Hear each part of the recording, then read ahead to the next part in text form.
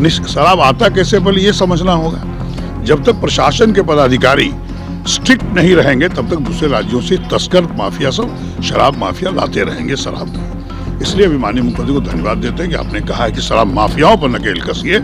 और मैं तो उनसे आग्रह यह भी करूंगा, जिस जिला में शराब चला आता है माफिया द्वारा, वहां के जो बड़े बिना पदाधिकारी के मिल तो शराब आ नहीं सकता, उसमें भी कार्रवाई करनी चाहिए कि जिस जिला में शराब बिका या मिला वहां के बड़े पदाधिकारियों पर कार्रवाई निश्चित तौर पर होनी चाहिए। और जब यह कार्रवाई होने लगेगा तो सभी पदाधिकारी लग जाएंगे और शराब बिहार में आना बंद हो जाएगा। बिहार में 2016 से शराबबंदी है और शराबबंदी को लेकर बिहार की राजनीति गरमाई हुई है। देखिए, कांग्रेस विधायिका प्रतिमा दास का यह बयान आया है बीते दिनों कि बिहार में शराब चालू हो जाना चाहिए, और जिसको लेकर लगातार तमाम विपक्ष के नेता जो हैं वो भी बयान दे रहे हैं। तो वहीं आज हमारे साथ बात करने के लिए अजीत शर्मा है, कांग्रेस विधायक है। सर, कैसे देखते हैं, आप की दल की नेत्री बोल रही हैं शराब चालू हो जाना चाहिए?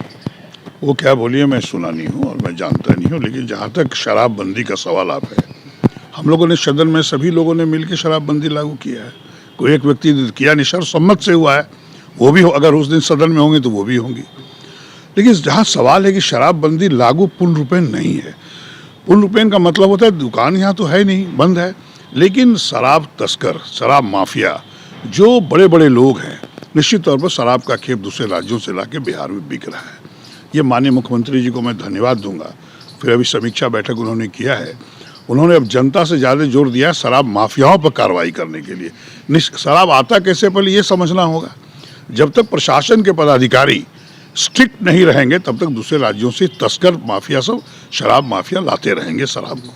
इसलिए अभी माननीय मुख्यमंत्री को धन्यवाद देते हैं कि आपने कहा है कि शराब माफियाओं पर नकेल कसिए।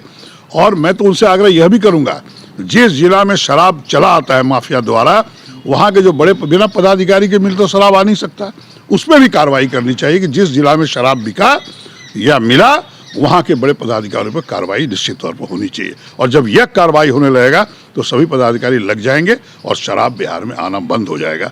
और इस शराब के बहाने बहुत लोग की जाने जा रही हैं, न जहरीली शराब आ रही है उस खेप के साथ। इसलिए इस पर प्रशासन के पदाधिकारी को कड़ैती करनी पड़ेगी उन पर कि आप इसको रोकने का काम करिए, और नहीं रोकिएगा तो आप पे कड़ी से कड़ी कार्रवाई होगी। सर, जीतन राम मांझी का बयान आया है कि 100 से 250 ml जो पीते हैं उनको नहीं पकड़ा जाए, जो माफिया हैं उनको पकड़ा जाए। नहीं, देखिए, ऐसा शराब बिल्कुल जब आ जाएगा, माफिया ले आया, प्रशासन के पदाधिकारी मिले रहेंगे, जब आएगा तो लोग पिएंगे ही। इसलिए जीतन राम मांझी तो ये कह रहे हैं, ये तो नहीं कह रहे हैं कि बंद चालू कर देना चाहिए, तो उनका बयान नहीं है। निश्चित तौर पर शराब आ रहा है खेप, प्रशासन के पदाधिकारी जब तक मिले नहीं है तब तक शराब माफिया ला नहीं सकते। निश्चित तौर पर इस पर पदाधिकारियों पर कार्रवाई करनी होगी।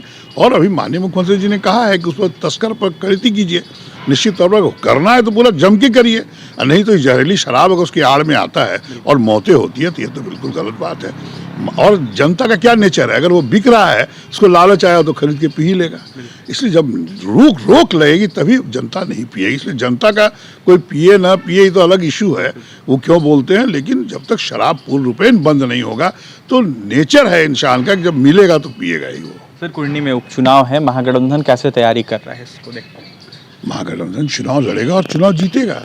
आप देखे होंगे गोपालगंज में भारतीय जनता पार्टी 2 सीट पर हम लोग लड़े, मोकामा और वो, वहाँ 1700 कुछ वोट से हम लोग पराजित हुए। उसका कारण क्या है, वहाँ ओवैसी की पार्टी खड़ी हो गई, 12,000 वोट वो ले गया। और आप लोग सब जानते हैं कि भारतीय जनता पार्टी ऐसा कुछ करती है, किसी को खड़ा करती है ताकि उसका वोट कट सके। फिर उसके बाद साधु यादव जी भी खड़े हो गए, 8,000 वोट की पत्नी ले ली। तो ये मिला के देखिएगा तो हम लोग फिर वहाँ भी 18-20 हज़ार वोट से जीत रहे थे। लेकिन वो जीत हो गई भारतीय जनता पार्टी की, और ये कुर्नी में जो चुनाव है इसमें महागठबंधन जीतेगा, ये आपको आश्वस्त करते हैं। बीजेपी के नेताओं की तरफ से कहना है कि जीत तो हमारी ही होगी। वो तो हमेशा कहते हैं, वो तो 2 करोड़ युवकों को रोजगार भी 2014 में आदरणीय नरेंद्र मोदी प्रधानमंत्री बोले थे।